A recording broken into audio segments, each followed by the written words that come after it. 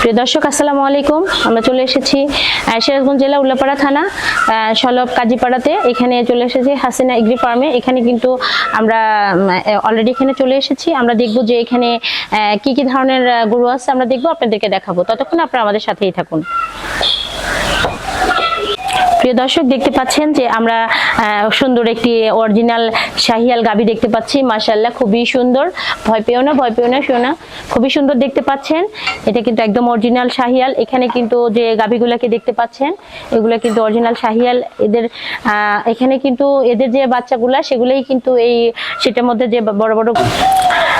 প্রিয় দর্শক অরিজিনাল শাহিয়াল গাভী চিনতে হলে দেখতে পাবেন যে ওর দুধের এখানে যে প্রিয় দর্শক যে অরিজিনাল যে শাহিয়াল দেখতে পাচ্ছেন যে গাভী, ওর বানের পাশে দেখতে পাচ্ছেন যে রগটা কিন্তু অনেক মোটা।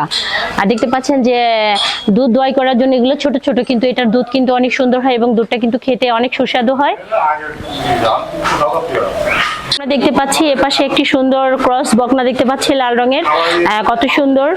এখানে মূলত যে ক্রস গরুগুলা দেখতে পাচ্ছি এগুলা থেকেই কিন্তু যে বাচ্চাগুলা হয় এগুলাইকে কিন্তু এই ফার্মে রাখা হয়। দেখা যাচ্ছে যে এগুলাই একসময় অনেক বড় হয়। আর এখানে প্রত্যেকটা গরু 1 বছর, 1.5 বছর, 2 বছর পর্যন্ত এখানেই পালা হয়। 2 বছরের পরে এখান থেকে বিক্রি হয়। দেখতে পাচ্ছেন যে এখানকার বাচ্চাই কিন্তু এখানে বিক্রি করা হয়।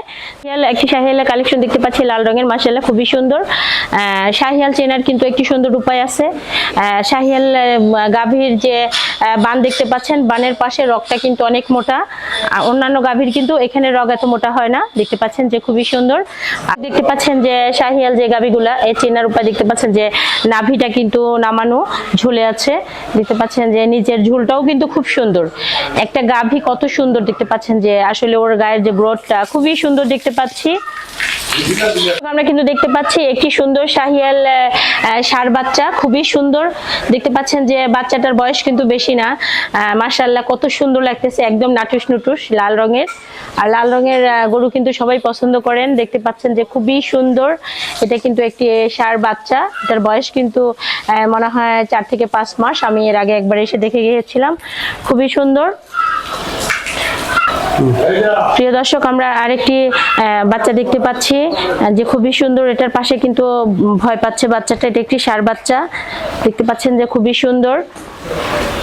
আর কালার গুলা কি দেখতে পাচ্ছেন যে খুবই সুন্দর। আসলে পরিষ্কার পরিচ্ছন্ন করে পাললে যে কোনো প্রাণী আসলে সুস্থ থাকে। প্রিয় দর্শক এই হাসিনা এগ্রি ফার্মে সবকিছুর ঊর্ধ্বে হলো একটি জিনিস, যেটা হলো যে এখানে যে মালিক আছেন উনি আসলে অমায়িক একজন মানুষ। ওনার সাথে কথা বলে বুঝতে পারলাম যে আসলে কারো ক্ষতি হোক এটা উনি কখনোই চাচ্ছেন না।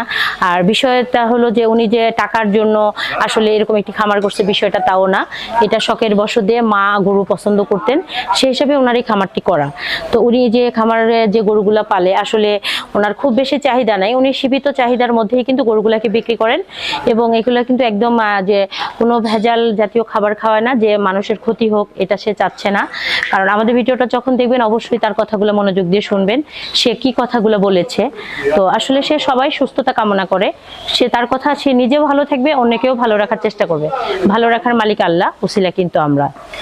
প্রিয় দর্শক একটি শাহিয়াল বকনা দেখতে পাচ্ছি, খুবই সুন্দর। দেখতে পাচ্ছেন যে নাভিটা কত সুন্দর, আর ওর কিন্তু এখনো শিং হয় নাই। আর দেখতে পাচ্ছেন যে কি সুন্দর। কি করছো? এই যে দেখতে পাচ্ছেন ও কিন্তু ভয় পায়।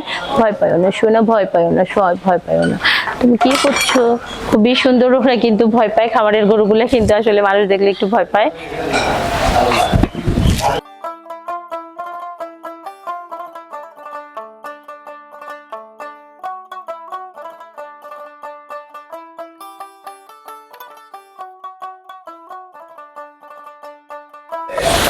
দর্শক দেখতে পাচ্ছেন যে সুন্দর একটি শাহিয়াল একটি গাভী দেখতে পাচ্ছেন। ও কিন্তু রেস্টে আছে, ও কিন্তু প্রেগনেন্ট, ওর বাচ্চা হবে হয়তো 2 একের মধ্যে হবে। আর দেখতে পাচ্ছেন যে ওদের যে খাবারটা এটা কিন্তু একদম ন্যাচারাল যে খাবার, এই যে যেটাকে বলে ঘাস।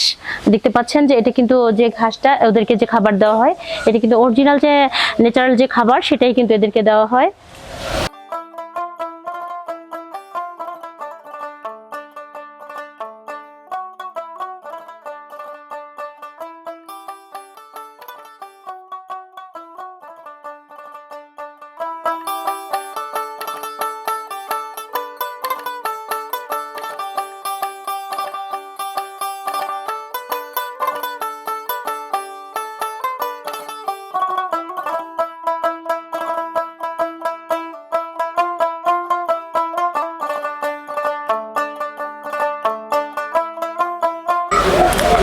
প্রিয় দর্শক, আসলে একটি খামারে আসলে বোঝা যায় যে আসলে কার খামারটা কেমন।